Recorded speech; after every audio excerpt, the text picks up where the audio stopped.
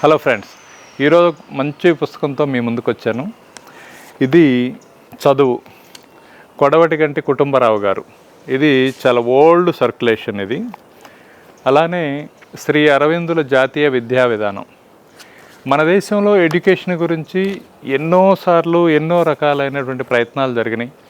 ఏది సరైన ఎడ్యుకేషను, మనం ఉన్న ఎడ్యుకేషన్ సరైందా కాదా, ఈ ఎడ్యుకేషన్ ముందుకు తీసుకెళ్ళొచ్చా, ఈ ఎడ్యుకేషన్ ఎటువంటి పిల్లల్ని తయారు చేస్తుంది, ఎటువంటి పౌరులను తయారు చేస్తుంది అనేది నిరంతరం చర్చ జరుగుతూనే ఉంటుంది. ఈ మధ్యనే మనం జాతీయ నూతన విద్యా విధానాన్ని కూడా తీసుకొచ్చుకున్నాం. అంటే పిల్లలు వాళ్ళ అవసరాన్ని బట్టి ఏ సబ్జెక్ట్ అయినా చూస్ చేసుకుని దాన్ని ఒక డిగ్రీగా చేసేటట్టు డిఫరెంట్ ప్రొఫెషనల్ కోర్సులు వీటన్నిటిని తీసుకున్నాం.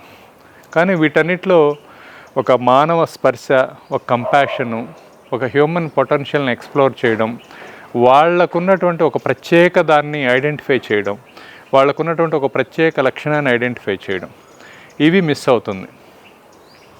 నేను ఈ ఎడ్యుకేషన్ సిస్టంలో ఎవరెవరు ఉన్నారో, ఆల్టర్నేటివ్ ఎడ్యుకేషన్లో, రెగ్యులర్ ఎడ్యుకేషన్కి ఆల్టర్నేటివ్ ఎడ్యుకేషన్ డిఫరెన్స్ ఏంటనేది దాదాపు ఒక 30 సంవత్సరాల నుంచి నాకు అత్యంత ఇష్టమైన సబ్జెక్ట్. ఎందుకంటే నేను మా పాఠశాలలో ఉన్నటువంటి దాదాపు ఒక 30 సంవత్సరాల విద్యార్థులందరి జీవితాలని ఒక కేస్ స్టడీగా తీసుకొని పరిశీలించడం జరిగింది. ఏమయ్యారు వీళ్ళంతా? 10th దాటి బయటికి వెళ్ళిపోయిన తర్వాత ఒక 30 సంవత్సరాల విద్యార్థులందరూ ఎక్కడెక్కడ ఉన్నారని ఆలోచిస్తే చాలామంది టాపర్స్ ఏమో ఇండియాలో లేరు. వాళ్ళ వలన ఫ్యామిలీకి కానీ వాళ్ళకి కానీ ఉపయోగం లేదు. అలానే ఫెయిల్ అయిన వాళ్ళు చాలా ఆర్డినరీ జీవితాన్ని గడుపుతూ ఉన్నారు. లేదా ఓకే, అకాడమిక్గా కొంచెం రీజనబుల్గా ఉండి బేస్ మార్కులతో బయటపడిన వాళ్ళు ప్రొఫెషనల్స్లో కానీ బిజినెస్లో కానీ సక్సెస్ఫుల్గా ఉన్నారు. సో వీటన్నిటిని గమనించుకుంటా అసలు ఎక్కడ బేస్ అవుతుంది అని, ఏ ఎడ్యుకేషన్ ఇన్స్టిట్యూషన్స్ నుంచి ఎటువంటి వాళ్ళు వస్తున్నారని గమనించినప్పుడు నేను అబ్జర్వేషన్ చేసింది ఏంటంటే, వివేకానంద వారు ఒక మంచి మాట చెబుతారు. Every flower has its own fragrance.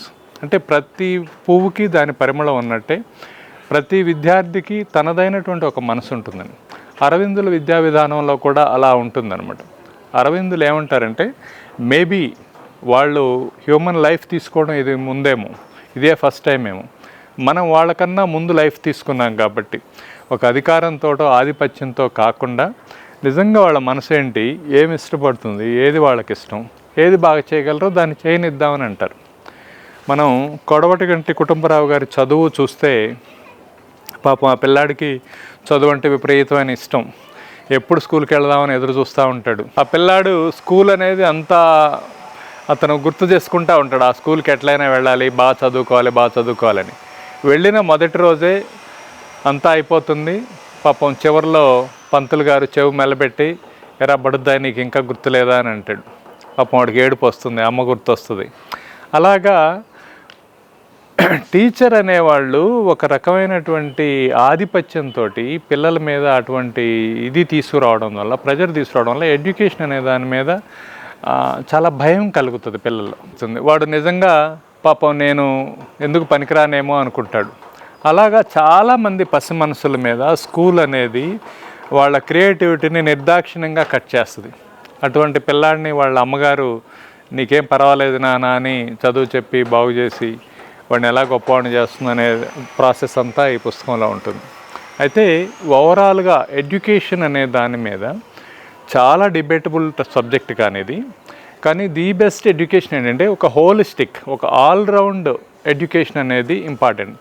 అతనికి స్వతహాగా చదవటమే కాకుండా అతని అనుభవంలోకి రావాలి. అది ఎవరైతే చదువుకుంటున్నారో వాళ్ళ అనుభవంలోకి రావాలి. అలానే వర్క్ కల్చర్ ఉండాలి. పని సంస్కృతి లేనటువంటి ఎడ్యుకేషన్ ఉపయోగం లేదు. ఎప్పుడైతే వర్క్ కల్చర్ ఉంటుందో, నాలెడ్జ్ ఉంటుందో, రెండింటిని మెర్జ్ చేసుకొని వాళ్ళు ముందుకెళ్తారు. సో వివేకానంద జాతీయ అక్షర విధానం కానీ, కొడవటిగంటి కుటుంబరావు గారి చదువు కానీ, ఇలా కొన్ని వందల పుస్తకాలు వచ్చినాయి. కానీ చదువు మీద ఈ రెండిటి ప్రభావం నా పైన ఉంది.